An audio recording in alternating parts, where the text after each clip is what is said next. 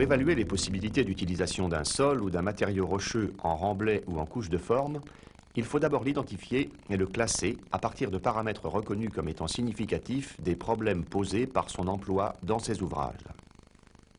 C'est dans cet objectif qu'a été établie la classification normalisée NFP 11300, sur laquelle repose le guide technique Réalisation des remblais et des couches de forme, publié en 1992, en abrégé le GTR 92. Dès lors que la classe du matériau considéré est connue, on peut trouver dans les tableaux du GTR les conditions d'utilisation en remblai ou en couche de forme qui sont propres à cette classe. La classification des sols et des matériaux rocheux définie dans ces documents repose sur 3 catégories de caractéristiques. Tout d'abord, les caractéristiques dites de nature. Elles peuvent être considérées comme n'étant pas modifiées par les sollicitations que subit le matériau au cours de sa mise en œuvre ou du fait du nouvel environnement hydrique qu'il va connaître dans l'ouvrage. La connaissance de ces caractéristiques est indispensable, mais généralement insuffisante pour prévoir complètement le comportement d'un matériau dans un remblai ou une couche de forme. Les caractéristiques de nature considérées dans la classification NFP 11300 sont la nature pétrographique d'un matériau rocheux, la granularité d'une grave alluvionnaire, l'argilosité d'un sol fin. La seconde catégorie est celle des caractéristiques dites d'état. Elle concerne des caractéristiques qui, à l'inverse des précédentes, varient en fonction des sollicitations mécaniques et hydriques supportées par le matériau. Ces variations induisent alors des modifications sensibles de son comportement. La caractéristique d'état la plus souvent concernée est l'état hydrique des sols sensibles à l'eau. Une seconde caractéristique d'état que l'on doit également considérer est l'état de compacité en place du matériau avant son extraction. Elle s'avère pertinente pour expliquer le comportement de certains matériaux rocheux, tels que les craie ou les calcaires tendres. La troisième catégorie, enfin, rassemble les caractéristiques dites de comportement. On y a recours pour certains matériaux lorsque la connaissance de leurs caractéristiques de nature et d'état n'est pas encore suffisante pour prévoir leur comportement à la mise en œuvre et dans l'ouvrage en service. C'est le cas pour appréhender le caractère évolutif des matériaux rocheux que l'on envisage d'utiliser en remblai. C'est aussi le cas pour évaluer la tenue sous trafic lourd des matériaux granulaires utilisés sans traitement dans les couches de forme. La détermination de l'ensemble de ces caractéristiques est réalisée à partir des différents essais d'identification géotechnique qui vont être brièvement décrits à présent. La nature d'un sol est caractérisée à la fois par sa granularité et son argilosité. L'essai permettant d'identifier la granularité d'un sol est l'analyse granulométrique. Pour identifier son argilosité, on a recours soit à l'indice de plasticité lorsque le sol est moyennement à très argileux, soit à la valeur au bleu de méthylène s'il est peu ou pas argileux. L'analyse granulométrique consiste à déterminer les proportions pondérales des différentes fractions granulaires constituant un matériau. Elle se pratique par tamisage sur une colonne de tamis dont les dimensions des mailles vont de 80 microns à 50, voire 100 mm. Lorsque le matériau contient des particules inférieures à 80 microns, il est tamisé sous un courant d'eau. La fraction inférieure à 80 microns, également appelée fraction fine, est recueillie pour en déterminer sa proportion pondérale. On peut éventuellement en effectuer l'analyse granulométrique par une méthode sédimentométrique. Mais les résultats de cette analyse ne sont pas exigés pour classer un matériau dans la classification NFP 11300. Les refus aux différents tamis sont séchés puis pesés et on calcule leur proportion pondérale cumulée. On peut alors procéder à l'établissement et au tracé de la courbe granulométrique. Cette courbe est représentée dans un repère semi-logarithmique. Les différents pourcentages sont portés sur l'échelle linéaire des ordonnées et les dimensions des grains sur l'échelle logarithmique des abscisses. Un point particulier de cette courbe, par exemple celui situé sur l'horizontale 50% auquel correspond le diamètre de 12 mm, exprime que 50% du matériau est constitué de grains dont le diamètre est inférieur à cette dimension. Il est appelé diamètre moyen ou D50 du sol. De la même façon, le D10 du sol est la dimension de la maille du tamis, laissant passer 10% de la masse de l'échantillon, soit ici 200 microns. L'examen de la courbe granulométrique d'un sol renseigne déjà beaucoup sur son comportement. Ainsi, ce premier exemple de courbe, dite courbe granulométrique étalée ou bien graduée, caractérise un sol comportant une très faible fraction fine, de l'ordre de 4%, et une fraction granulaire comportant de manière bien répartie toutes les dimensions comprises entre 0 et 50 mm. Un tel sol, une fois compacté, présentera une densité sèche élevée, ainsi qu'une grande résistance au cisaillement, qui lui permettra de supporter des trafics lourds, même sous la pluie. Si l'on considère le sol dont la courbe granulométrique apparaît à présent et qui ne diffère du précédent que par l'importance de sa fraction inférieure à 80 microns, qui passe de 4 à 8%, on pourrait penser que ces deux sols ont des comportements similaires. En réalité, il n'en est rien. Car s'il est acquis que ce second sol présentera également, une fois compacté, une densité sèche élevée, voire supérieure au premier, en revanche, son aptitude à supporter une circulation pourra varier d'exceptionnel à quasi nul, suivant l'importance, l'humidité et l'argilosité de la fraction fine qu'il contient. Ce premier exemple montre donc toute l'importance d'une connaissance précise de la proportion d'éléments fins contenus dans le matériau.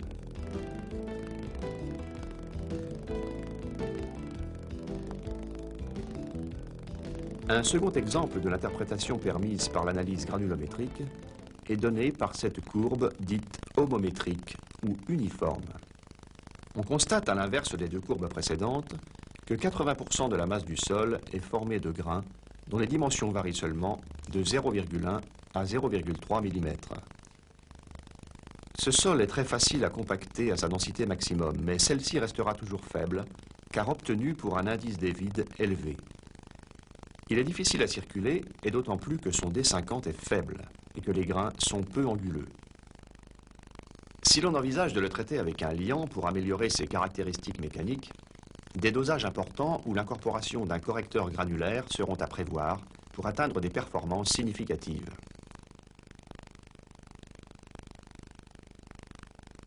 Le troisième exemple, enfin, est celui d'une courbe dite discontinue.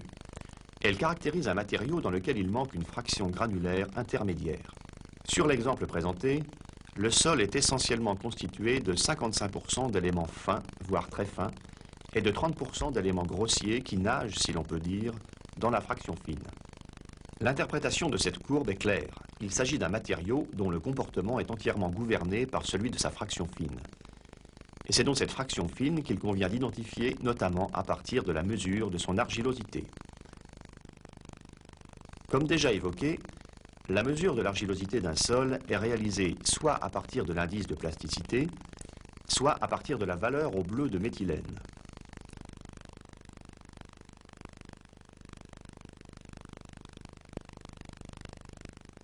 L'indice de plasticité est défini comme étant l'écart entre deux teneurs en eau particulières du sol, qui sont sa limite de liquidité et sa limite de plasticité.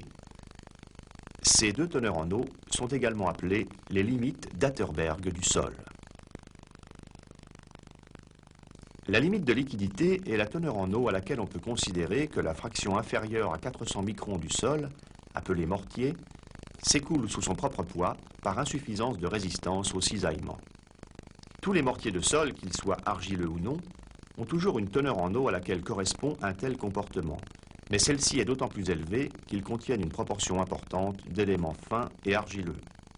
Pour mesurer la limite de liquidité d'un sol, il faut d'abord isoler son mortier par tamisage sous l'eau s'il renferme une fraction significative d'éléments supérieure à 400 microns. Ensuite, on recherche la teneur en eau à laquelle il présente la très faible résistance au cisaillement évoquée précédemment, en utilisant l'une ou l'autre des deux méthodes suivantes. La première, dénommée méthode à la coupelle de Casagrande, consiste à mettre en place le mortier dans une coupelle, à tailler un mini-talus à sa surface et à faire glisser ce talus en imprimant de légères secousses à la coupelle, jusqu'à ce que le glissement se produise sur une dizaine de millimètres, estimé visuellement. On note alors le nombre de secousses qui a été nécessaire.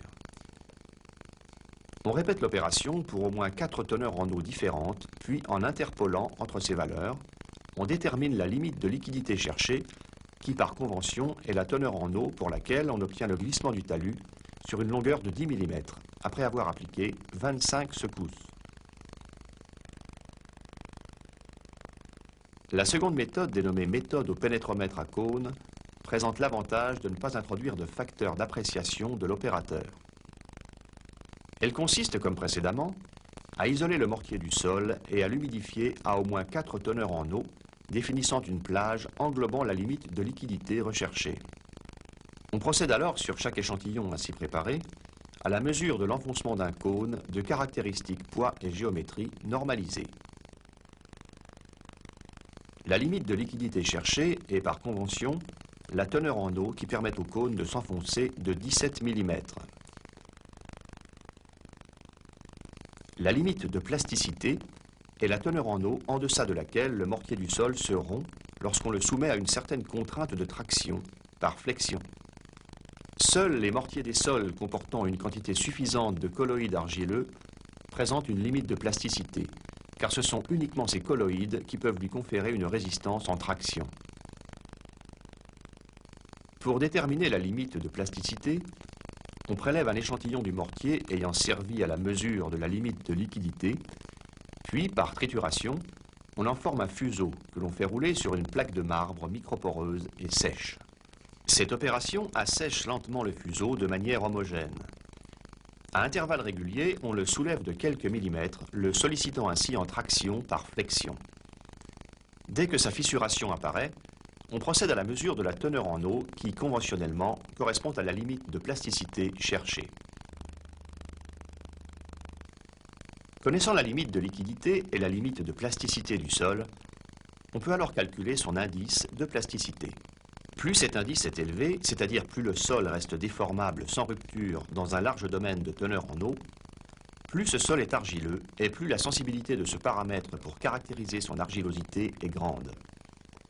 En revanche, lorsque sa valeur est inférieure à 7, ou lorsque la proportion de son mortier descend en dessous de 80%, on peut considérer qu'il n'est plus représentatif de l'argilosité du sol.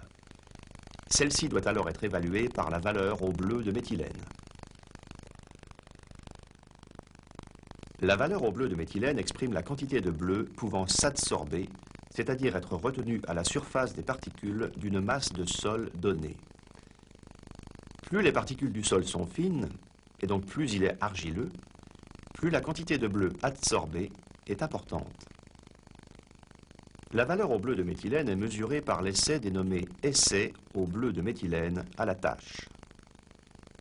Cet essai est réalisé à l'aide d'un matériel simple, constitué d'une burette titrimétrique, remplie d'une solution de bleu de méthylène concentrée à 10 grammes par litre, d'un agitateur mécanique, d'un chronomètre et des feuilles de papier filtre. Il consiste à introduire progressivement des quantités de bleu de méthylène connues dans un échantillon de sol maintenu en suspension dans l'eau par une agitation permanente. Après chaque introduction de bleu, une goutte de la suspension est prélevée puis déposée sur un papier filtre pour former une tache. La teinte de cette tache est significative du degré d'adsorption du bleu de méthylène par le sol. Tant que la fraction argileuse peut encore fixer du bleu, la tache présente une couleur bleu sombre avec des contours bien nets. Mais dès que le seuil d'adsorption maximale est dépassé, il se développe à la périphérie de la tache une auréole de bleu de méthylène qui diffuse lentement dans le papier filtre. À ce stade, l'essai est terminé. La quantité de bleu adsorbé est alors déterminée à partir du volume de la solution de bleu introduite et de sa concentration rapportée à la masse du sol sec soumis à l'essai. Elle est exprimée en grammes de bleu pour 100 grammes de sol. En général, on effectue l'essai sur la fraction 0,5 mm du sol et on exprime la valeur au bleu du sol considéré en pondérant la valeur trouvée sur cette fraction par la proportion qu'elle représente dans ce sol.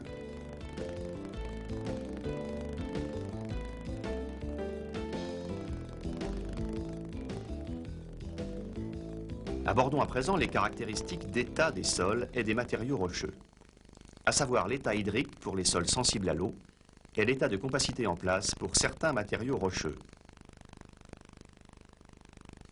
Caractériser l'état hydrique d'un sol sensible à l'eau consiste à le qualifier comme étant très humide, moyen, sec ou très sec. Pour cela, il faut d'abord déterminer sa teneur en eau et ensuite la comparer à l'une ou l'autre des teneurs en eau spécifiques du sol considéré. La teneur en eau d'un échantillon de sol ou de roche est une grandeur à laquelle il a déjà été fait appel à plusieurs reprises précédemment.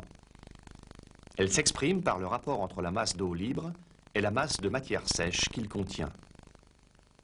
La masse d'eau libre est généralement déterminée par la différence de pesée de l'échantillon avant et après son séchage, jusqu'à poids constant, dans une étuve réglée à 105 degrés. D'autres méthodes de séchage utilisant des plaques chauffantes, une poêle et un réchaud à gaz ou encore un four à micro-ondes peuvent être également utilisées sous certaines conditions. Les teneurs en eau spécifiques du sol, auxquelles il convient de comparer celles de l'échantillon pour en déduire son état hydrique, sont soit ses limites d'Atterberg, on se réfère alors à son indice de consistance, soit sa teneur en eau optimum Proctor normal.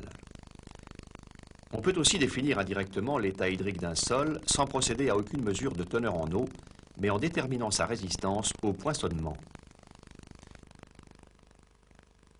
La question du choix du paramètre le plus pertinent pour déterminer cet état se pose donc.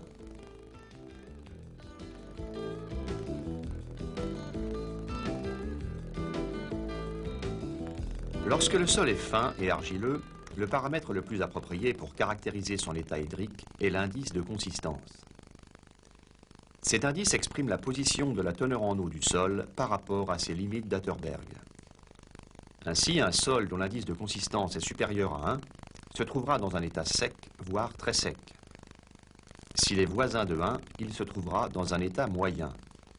Enfin, s'il est inférieur à 1, son état sera humide, voire très humide. L'indice de consistance permet donc d'identifier les 5 états hydriques dans lesquels peut se présenter un sol sensible à l'eau. Toutefois, sa pertinence ne vaut qu'autant que les limites d'Atterberg sur lesquelles il repose sont significatives, comme cela a déjà été évoqué, à propos de l'indice de plasticité.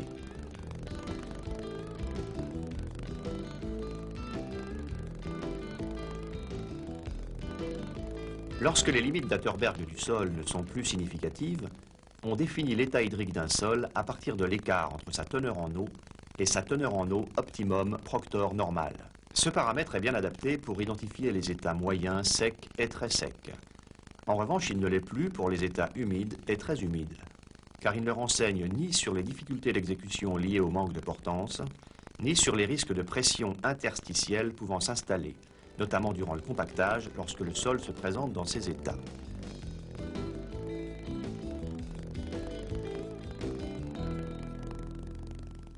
Pour déterminer la teneur en eau optimum Proctor normal, il faut exécuter un essai Proctor normal.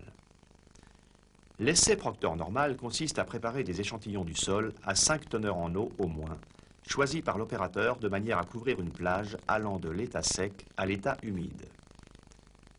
Chaque échantillon est ensuite introduit dans un moule de dimension normalisée et compacté en lui appliquant la même énergie, dite énergie Proctor normale, définie par un nombre de coups d'une dame également normalisée. Connaissant le volume du moule, la masse de sol introduite et la teneur en eau de l'échantillon, on calcule la masse volumique apparente sèche, appelée généralement densité sèche de chaque éprouvette ainsi réalisée.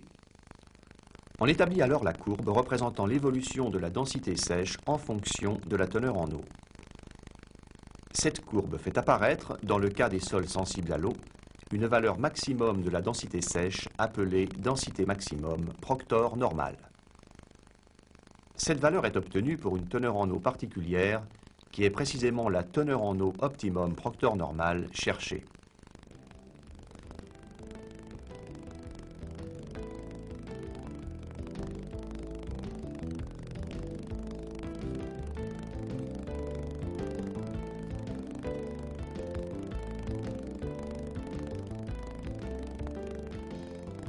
Enfin, pour identifier les états humides et très humides d'un sol pour lesquels ni l'indice de consistance ni la comparaison avec la teneur en eau optimum Proctor normal ne sont significatifs, on utilise un paramètre de résistance appelé indice portant immédiat, déterminé par l'essai dit de poinçonnement immédiat. Cet essai consiste tout d'abord à confectionner avec le sol, à la teneur en eau considérée, une éprouvette selon les modalités de l'essai Proctor normal. Elle est ensuite poinçonnée à vitesse constante avec un matériel spécifique et dans des conditions normalisées. Durant le poinçonnement, on note les forces et les enfoncements correspondants, ce qui permet de construire la courbe pénétration-résistance. On relève ensuite sur cette courbe les valeurs de la résistance correspondant à deux enfoncements particuliers, 2,5 et 5 mm. Ces valeurs de résistance sont alors rapportées à deux valeurs conventionnelles et l'indice portant immédiat cherché, en abrégé IPI, est défini comme étant la plus grande des deux valeurs des deux ratios ainsi trouvés. On renouvelle l'essai pour chacune des teneurs en eau considérées pour l'essai Proctor normal, ce qui permet d'établir la courbe donnant l'évolution de l'indice portant immédiat du sol et d'en déduire l'état hydrique recherché.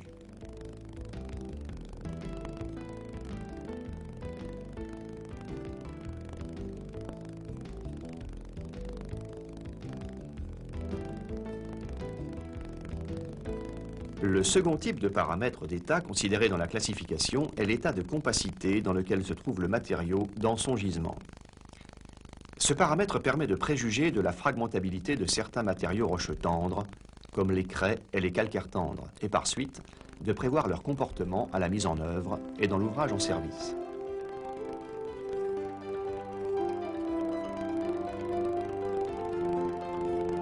L'essai permettant de déterminer l'état de compacité en place d'un échantillon de roche tendre consiste tout d'abord à prélever dans le gisement par carottage ou tout autre moyen de prélèvement d'échantillons intacts un certain nombre de blocs de quelques dizaines de centimètres cubes à quelques décimètres cubes.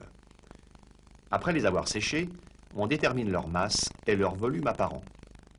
Le volume apparent est déterminé par pesée hydrostatique, mais comme il s'agit de roches tendres, donc de grande porosité, il est nécessaire d'imperméabiliser leur surface par un paraffinage avant de les immerger. Bien entendu, le volume de la paraffine fixée doit être déterminé et déduit du volume donné par la pesée hydrostatique. Abordons la troisième et dernière catégorie de caractéristiques, dites caractéristiques de comportement, qui permettent d'appréhender des comportements importants que les seules caractéristiques de nature et d'état ne sont pas en mesure de prévoir avec une précision suffisante. Comme déjà annoncé, ces comportements sont d'une part le caractère évolutif des matériaux issus de roches argileuses que l'on envisage d'utiliser en remblai, et d'autre part le comportement, sous trafic lourd et sous la pluie, de matériaux granulaires d'origine alluvionnaire ou d'abattage de roches massives destinées à des couches de forme.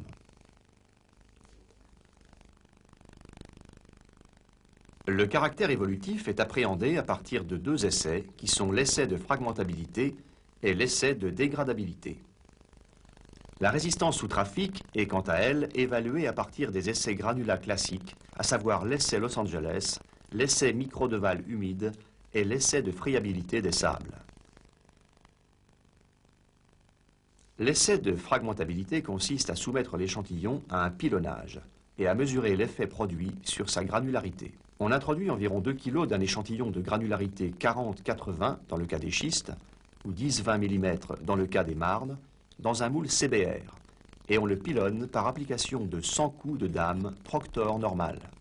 Cette opération terminée, on détermine sa courbe granulométrique. Le résultat de l'essai est défini par le coefficient de fragmentabilité qui exprime le rapport des D10 du matériau avant et après pilonnage. Plus ce coefficient est élevé, plus le matériau est fragmentable. L'essai de dégradabilité est conduit de façon identique à celle qui vient d'être décrite pour l'essai de fragmentabilité, à ceci près que le pilonnage est remplacé par une exposition de l'échantillon à 5 cycles de 8 heures d'imbibition, suivis de 16 heures de séchage dans une étuve à 105 degrés.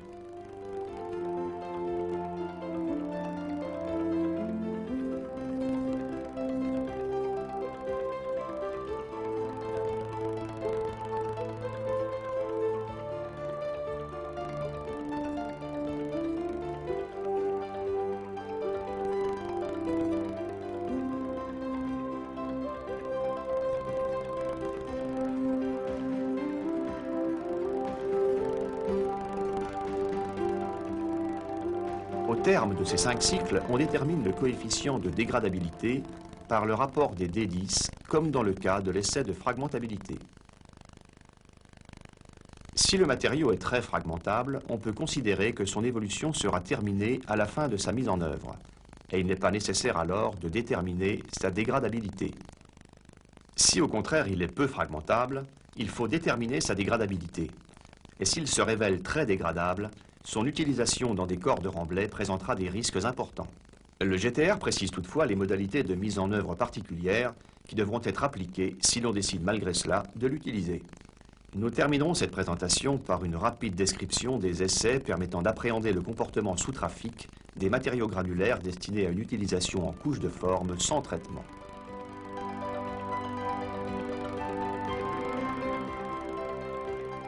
L'essai Los Angeles a pour objet d'évaluer la résistance à la fragmentation d'un échantillon de 5 kg environ d'un granulat 10-14 mm soumis à des chocs produits par des boulets dans une jarre tournante. L'ensemble du matériel et du processus d'essai étant entièrement normalisé. Cette résistance dénommée coefficient Los Angeles est exprimée par la masse des éléments inférieurs à 1,6 mm produits durant l'essai, rapportée à la masse de l'échantillon introduite dans la machine.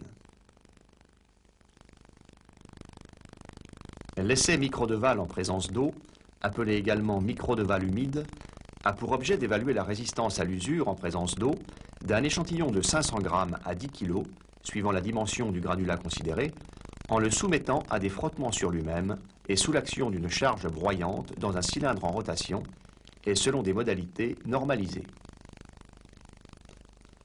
Cette résistance, dénommée coefficient microdeval humide, ou MDE, est, comme pour le coefficient Los Angeles, exprimée par la masse des éléments inférieurs à 1,6 mm produits durant l'essai, rapportée à la masse de l'échantillon introduite dans la machine.